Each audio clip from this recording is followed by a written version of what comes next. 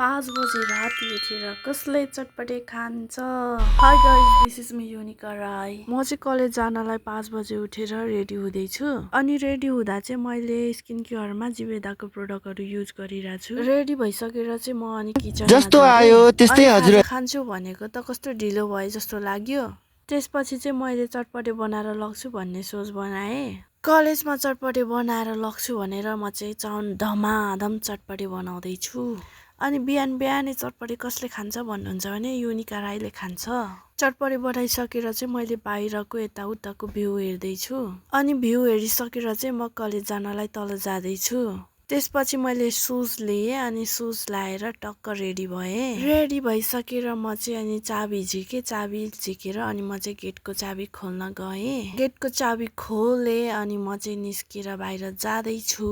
अनि बाहिर निस्केर यसो हेरेको त अनि पल्लो घरको दाई पनि हाम्रै कलेजमा पढ्नुहुन्छ नि त, त्यो दाईलाई पो देखेँ। त्यसपछि म पछि जाँदै थिएँ, तर त्यो मान्छे कति छिटो हिँडेको म आफै छक्क परेँ। अनि कि हामी चाहिँ कलेज जानलाई टाइम लाग्ने भएकोले अलिक गाडी चढ्ने ठाउँसम्म जान चाहिँ हिँडेर जानुपर्ने हुन्छ। अनि थोरै हाम्रो बाटो चाहिँ हिलो छ। यस्तै छ साथीहरू भन्दै म चाहिँ आफ्नो फेसलाई देखाएँ। अनि बिहान बिहानै फेस चाहिँ मेरो सुन्निएको हुन्छ अलिअलि। राईको छोरी परि अलिअलि सुँगुर सुताइ त सुत्नै पर्यो। यसो बाटोतिर के जाँदै थिएँ, सम्धीज्यू भेट भएर दर्शन गरिहाल्यो। तर सम्धीदेखि चाहिँ मलाई एकदम डर लाग्छ। के गर्नु सम्धीज्यू, तपाईँहरूले मेरो साथ त खाइदिनु भएको छ। उज्यालो भएको छैन, मजाले सुत। अनि म गाडी चढ्ने ठाउँ जाने बाटो चाहिँ यही हो है साथीहरू। झन् गाडी छुट्छ भनेर छिटो गएको त गाडी त हेर्दै मेरै अगाडिबाट गयो। के गर्नु, फेरि कलेज जानु परिगयो भनेर म चाहिँ मासतिर फेरि गाडी चढ्नलाई जाँदैछु। म चाहिँ अनि गाडी चढ्ने ठाउँमा पुगेँ। अनि म चाहिँ गाडी चढेर गएँ सररररर कलेजतिर। अनि म चाहिँ कलेजमा पुगेर भिडियो बनाउँदैछु। अनि म चाहिँ मेरो ब्युटिफुल साथीलाई जिस्काउँदैछु। जिस्काउनु त जिस्काएँ, तर उसले मलाई बाल दिएन। यतिकैमा हाम्रो क्लास स्टार्ट भयो। तर क्लासमा चाहिँ म यहाँ 3 करोडको चस्मा देखाउँदैछु साथीहरूलाई। तर यो चाहिँ साथीले गिफ्ट गरेको है, क्यानाडाबाट लिएको। सरले चाहिँ उता चिलमा पढाउँदै हुनुहुन्छ, म चाहिँ यहाँ चस्मा देखाउँदा अनि हाम्रो 3 करोडको चस्मा चाहिँ मैले अर्को साथीलाई पनि लगाएँ। अनि उसले चाहिँ के भन्यो भने हामी चाहिँ यो चस्मा लाएर साइन्टिस्ट बन्छौँ होला भन्दै थियो। अनि म चाहिँ देखाउँदैछु हाम्रो चस्माको धनीलाई, उता हुनुहुन्छ।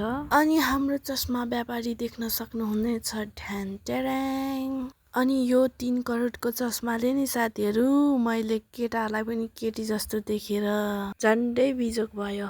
त्यसपछि हाम्रो क्लासहरू सकिएर ब्रेक टाइम भयो। म चाहिँ अनि मेरो 3 करोडको चस्मा लाएर खाजा खानलाई आएको।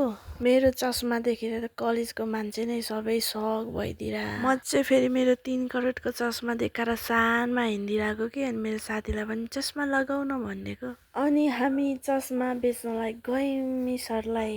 उहाँहरूले पनि हाम्रो चस्मा मन पराएर लगाइदिनु भयो। उहाँले चाहिँ मेरो लगाउनु भयो अनि अर्को म्यामले चाहिँ मेरो साथीको चस्मा लगाउनु भयो। आहा, चस्मा लगाउँदा त म्यामहरू विश्व सुन्दरी भन्दा राम्रै देखिँदो रहेछन्। त्यसपछि एकछिन म्यामहरूलाई जिस्काएँ। त्यसपछि हाम्रो ब्रेक टाइम पनि सकियो। अनि म र मेरो विश्व सुन्दरी साथी चाहिँ क्लासतिर गयौँ। अनि हाम्रो कलेज चाहिँ यस्तो छ, हेर्न सक्नुहुनेछ। क्लास पुग्न साथ हाम्रो चाहिँ फेरि चटक सुरु हुन्छ। यत्तिकैमा हाम्रो चाहिँ अर्को क्लास सुरु हुन्छ। अनि हाम्रो चाहिँ हेल्थको पढाइ हुँदैछ यता। त्यसपछि हाम्रो घर जाने बेला हुन्छ। घर जाने भनेर निस्केको, तर साथीहरूले मलाई तान्दै लग्यो जुत्ता पसलमा। यहाँको जुत्ता त नाकतिर, कानतिर, हाततिर झुन्ड्याउने पो रहेछ। यस्तो देखेर म आश्चर्यचकित भएँ। तपाईहरूलाई पनि हातमा, कानमा, नाकमा जुत्ता झुन्डाउनु मन लागेछ भने बोयफ्रेन्डलाई लिएर आउनुहोला यो स्टोर। स्नल गर्लफ्रेन्ड डे पो हो त साथीहरू, नछोड। जता हेऱ्यो उतै मनपर्छ, जता गयो उतै जानु मनपर्छ। के गर्नु साथीहरू, आँखालुबी मन पाबी यस्तै छ। झुन्ड्याउने जुत्ता चप्पल हेर्दा आफ्नै थोप्रा हेर्दैछु। हेरेर हामीले चाहिँ नि 3टा स्टिकर किन्यौँ। त्यसपछि चाहिँ हामी घरतिर लाग्यौँ। आजको भ्लग चाहिँ यति नै होला। By by guys.